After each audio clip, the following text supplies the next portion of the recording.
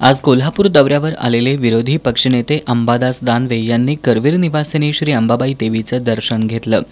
त्यानंतर माध्यमांशी बोलताना त्यांनी राज्यातील जन्मलेल्या महिषासुराच्या औलादींचा नायनाट करण्याची शक्ती देवीकडे मागितल्याचं सांगितलं।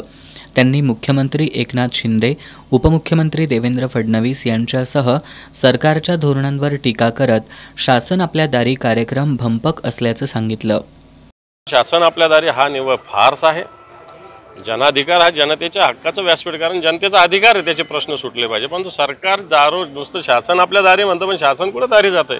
मंत्रालयात जाऊन बघा लाईन किती लागलेल्या आहे। आणि त्यामुळे शासन आपल्या दारी हा कार्यक्रम बोगस आहे, भंपक आहे। आणि म्हणून आम्ही शिवसेनेच्या वतीनं अशा पद्धतीने उपक्रम राबवला आणि याला कमालीचं यश सगळ्या महाराष्ट्रात येत आहे। राष्ट्रवादी काँग्रेस पक्षाबद्दलच्या निकालावर बोलताना नामदार दानवे यांनी निवडणूक आयोग हा भाजपचा नोकर असल्याची टीका केली आहे। जसं शिवसेनेच्या बाबतीत घडलं, अख्ख्या जगाला, हिंदुस्थानाला, महाराष्ट्राला माहिती आहे की शिवसेना कोणाची, तशीच राष्ट्रवादी काँग्रेस कोणाची आहे, अर्थात शरद पवार साहेबांची आहे। आणि असं असताना बहुमताच्या बळावर, बहुमत पक्ष म्हणजे नुसते लोकप्रतिनिधी नसतात, ते वारंवार सिद्ध होऊनही अशा पद्धत निकाल झाली, याचा अर्थ लोकशाही पूर्णपणे गुंडाळून ठेवलेली आहे। निवडणूक आयोग हा भारतीय जनता पक्षाच्या कार्यालयात काम करणारा नोकरदार झालेला आहे। मागच्या पोटनिवडणुकीमध्ये अनेक गुंडांना पॅरोलवर सोडण्यात आलं होतं असं सांगत नामदार दानवे यांनी हे सरकार खंडणी बहाद्दरांचं आणि भूमाफियांचं आहे अशी टीका केली।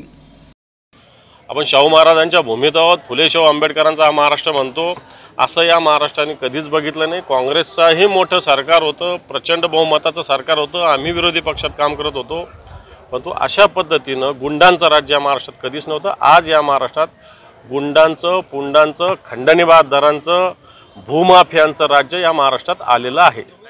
मुख्यमंत्री एकनाथ शिंदे यांच्यामध्ये उद्धव ठाकरे यांना इशारा देण्याची धमक नाही असं सांगत गद्दारांना नाकही नसतं आणि तोंडही नसतं अशी टीका केली। एकीकडे कापसाला भाव द्यायचा नाही, सोयाबीनला भाव द्यायचा नाही, ऊसाचे हाल करायचे, साखर निर्यात बंदी करायची, मळीला निर्यात बंदी करायची, इथेनॉलला निर्यात बंदी करायची, जे गोष्टी आपल्याकडे पिकतात त्याची आयात करायची, जे आपल्याकडं, मला वाटतं या सगळ्या गोष्टी सरकारचं जर धोरण बघितलं तर मला असं वाटतं अतिशय शेतकऱ्यांना, सर्वसामान्य माणसाला देशोधडी। देवेंद्र फडणवीस यांच्या हाती काहीही राहिलेलं नाही असा टोला नामदार दानवे यांनी लगावला। मला असं वाटतं देवेंद्र फडणवीसांच्या हातात या सगळ्या कोणत्या गोष्टी राहिलेल्या नाही आहे, त्यांच्या हातून सगळ्या गोष्टी निघून गेलेल्या आहे। कारण ते सुद्धा हातबल झालेले हे दिसून येतं आम्हाला, हे सगळे आम्ही रोज बघतो। त्यामुळं अकेला देवेंद्र कुछ भी नहीं कर सकता, अकेले देवेंद्र के हाथ में अभी भारतीय जनता पार्टी महाराष्ट्र में कुछ रखा ही नहीं है।